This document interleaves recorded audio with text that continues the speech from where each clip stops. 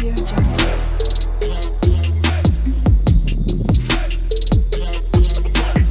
Audio Jungle. नमस्कार साथियों, स्वागत है आपका हमारे YouTube चैनल में। दोस्तों, जैसे कि आप देख रहे हो अपनी स्क्रीन पे कि आज हम इंडिया चाइना रिलेशनशिप के बारे में बात करेंगे कि आजकल भारत और चीन के जो रिश्ते हैं काफ़ी उतार चढ़ाव से गुजर रहे हैं। हाल ही में आपने सुना होगा कि लद्दाख क्षेत्र में दोनों देशों के बीच में बॉर्डर डिस्प्यूट सुलझाने के लिए सहमति बन गई है, लेकिन यह सहमति समय समय पर पहले भी बनी है और फिर दोबारा एग्रेशन हुआ है। हाल ही के वर्षों में आपने देखा होगा कि चीन जो है वो बॉर्डर पे ज़्यादा एग्रेसिव हुआ है, जिसके कारण भारत और चीन के संबंधों में उतार चढ़ाव आ रहा है। ये संबंध पहले से सामान्य रहे या उतार चढ़ाव भरे रहे, इनके बारे में हम आज इस वीडियो में डिस्कस करेंगे कि चाइना के साथ में आखिर भारत की सीमा विवाद की स्थिति क्या है और उसकी वजह क्या है। तो दोस्तों, हम शुरू करते हैं इस विवाद के इतिहास के बारे में। जब भी हम इतिहास के बारे में बात करेंगे तो दोस्तों, जो स्क्रीन पे आपको दिखाई दे रहे हैं वो महान कनिष्क हैं, जो एकमात्र राजा हुए हैं जिन्होंने पूर्व में चाइना के ऊपर अटैक किया और उनको अपने साम्राज्य में मिलाया भी था।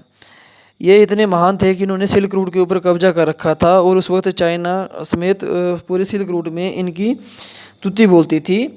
और ये ही एक राजा रहे जिसके इतिहास के दौरान ही भारत जो है वो पूर्वोत्तर सीमाओं में आक्रामक रहा, अन्यथा हम कभी भी इतिहास में आक्रामक नहीं रहे चाइना के ऊपर।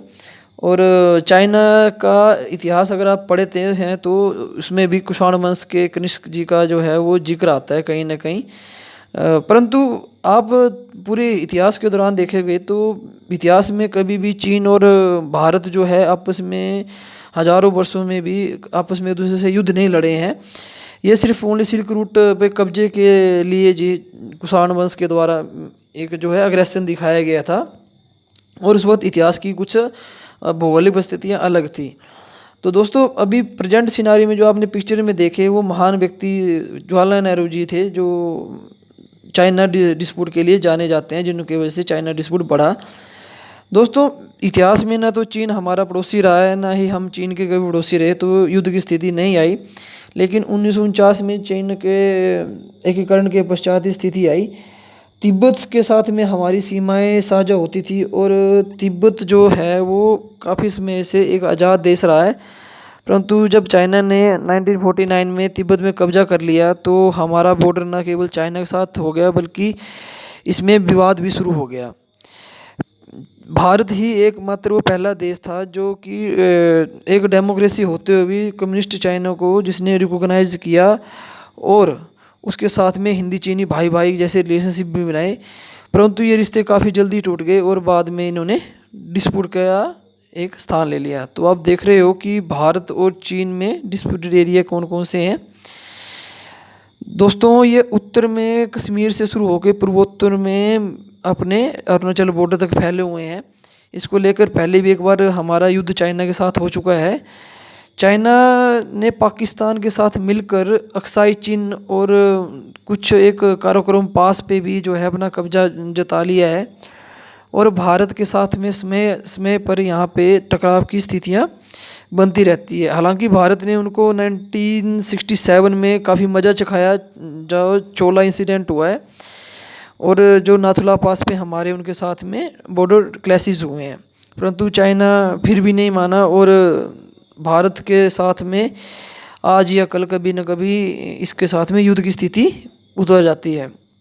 हाल ही में दोस्तों, आपने देखा होगा कि लद्दाख बॉर्डर पे भी चाइना के साथ में 2020 से हमारी टकराव की स्थिति रही है, और उसमें पेट्रोलियम पॉइंट 14 से 17 तक जो है वो हम लोगों की सेना आमने सामने हो गई थी। 2 साल के लंबे एंगेजमेंट के बाद अब डिसएंगेजमेंट की स्थिति आई है और दोनों सेनाएं पीछे हटने के लिए राजी हुई हैं। पर दोस्तों, मैं आपको बताता चलूँ कि चाइना ने इससे पहले डोकलाम में भी वो स्थिति पैदा की, और इसके पीछे कारण समझते हैं चाइना और इंडिया के।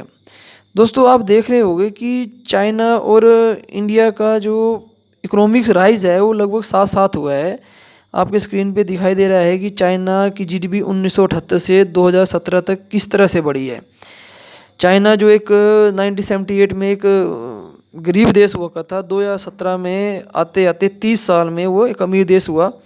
परंतु साथ साथ भारत की भी जीडीपी जो है ग्रोथ बढ़ी है 1991 से लेके अब तक।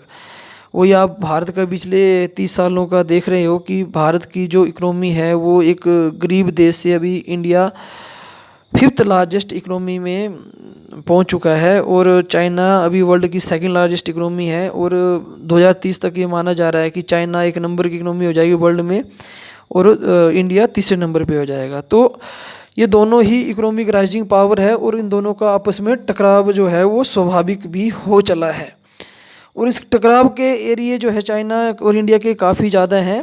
तो आप देख सकते हो कि इन टकराव के जो बिंदु है उसमें भारत का कैसे रिएक्शन रहा है। इंडो पैसिफिक ओशियन में भी भारत ने अपनी उपस्थिति बढ़ाई है, जिसमें भी चाइना ने लगभग 15 देशों के साथ में विवाद मोल ले रखा है।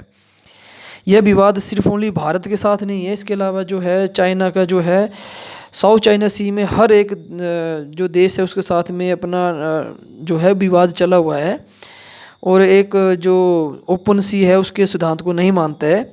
इसके रिस्पॉन्स में भारत तथा अन्य देशों ने कदम उठाए हैं, और जो महत्वपूर्ण भारत की डिप्लोमेसी है वो क्वाड के जरिए आई है।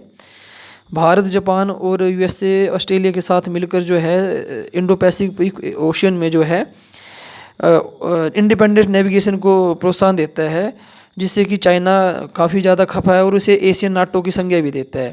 हालांकि भारत ने इसको खारिज किया, लेकिन भारत ने जो उसके काउंटर में जो कदम उठाए हैं उसकी वजह से चाइना के एग्रेशन को कंट्रोल करने में भी और डिप्लोमेटिकली हमारे को एक सहायता मिली है दुनिया के अन्य देशों के सामने चाइना का जो चेहरा है उजागर करने में। दोस्तों, आप जानते ही हो कि चाइना एक कम्युनिस्ट देश है और एक्सपेनिस्ट भी है, तो उसके लिए भारत समय समय पर विश्व के नेताओं को अपने साथ में एकजुट भी करता रहता है, और चाइना के एजेंडे के साथ में हम काउंटर भी कर रहे हैं, और हमने मिलिट्री और दूसरे एस्पेक्ट्स में भी सहायता इसमें प्राप्त की है।